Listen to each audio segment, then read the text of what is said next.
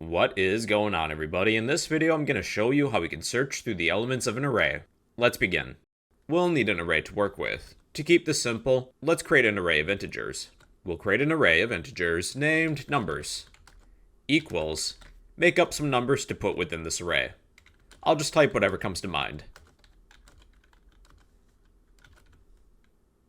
Good enough. We'll also need a target. What number are we searching for? Let's say I'm searching for the number 2. I will create an integer variable of target, set it equal to 2. In data structures and algorithms, we'll be performing what is known as a linear search. We're going to use a for loop to iterate through these elements, and then see if there's a match. We'll create a for loop, create an index of I. I will equal 0. We'll continue as long as I is less than our array of numbers, access the length property. That will return the length as a number. Then increment I by 1. I will check using an if statement if our target is equal to our array at the current index of I. At first, I will be 0, and then we increment it during each cycle of this loop. If our target equals the current element, let's print the following. Let's say element found at index plus I. That's our index. In case we find the target, for example 2, we don't need to search through the rest of the array. We could add what is known as a break statement to break out of the loop. If we find the target, break out of the loop. Let's perform a test run. We're searching for the number 2, and we'll be given the index. Element found at index 2. Let's look for 1.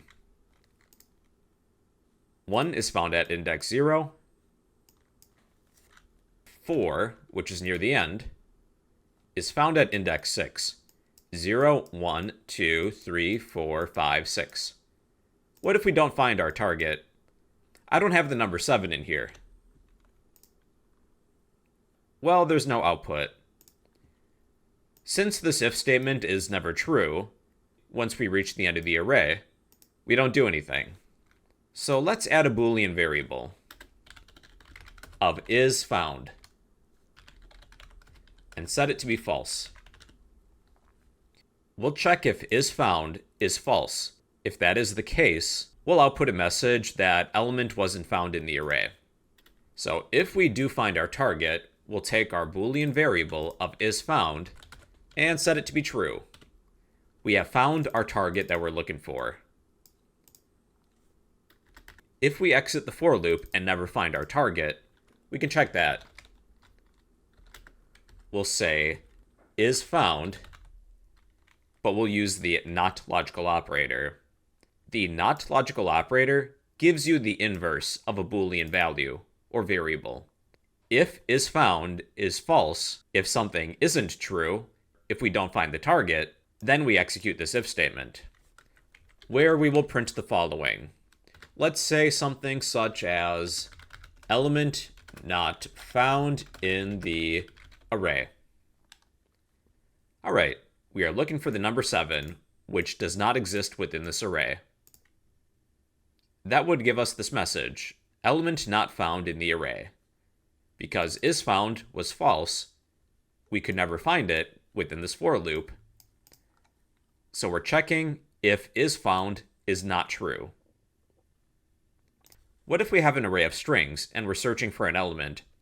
Well, instead of using the comparison operator, we have to use the equals method of strings, because strings are a reference data type. So this time, let's say we have an array of strings named fruits. Think of some fruit. I will pick an apple, an orange, and a banana. The target this time will be a string. Let's say I'm searching for an orange. We'll iterate through our array of fruits. The condition for the for loop will be I is less than the length of our array of fruits. Now we can't necessarily say is our target equal to fruits at index of I. We're comparing two strings, and since strings are reference data types, we would end up comparing the memory addresses of two different strings. We would be saying, are these two memory addresses the same? Are they at the same location? Which isn't the case. If we're comparing the value of strings, we'll use the equals method. Let's take fruits at index of I, call the built-in equals method of strings, and pass in our target as an argument. Now this should work. We are searching for an orange. Element found at index 1. What about a pineapple?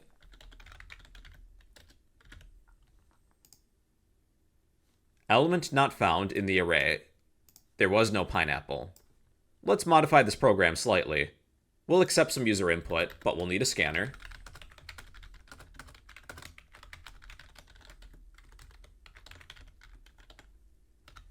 Import the class, java.util.scanner, and close your scanner when you're done with it.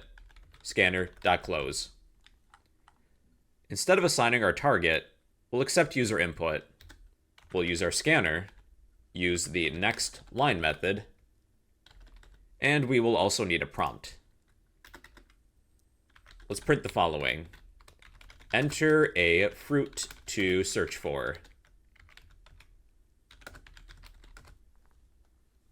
Just to make this a little more clean, I'm going to move this variable of isFound to the top here. I'll declare our string of target, but not assign it. And then after the prompt, I'll assign our name of target. This is just how I like to arrange things. But it all works the same. Now we can search for an element after accepting user input. And I will convert this to be a print statement instead of print line. Alright, let's search for some fruit. Is there a coconut? Element not found in the array. Perhaps a banana. Element found at index 2. 0, 1, 2. Alright everybody, so that's how to search through an array using Java.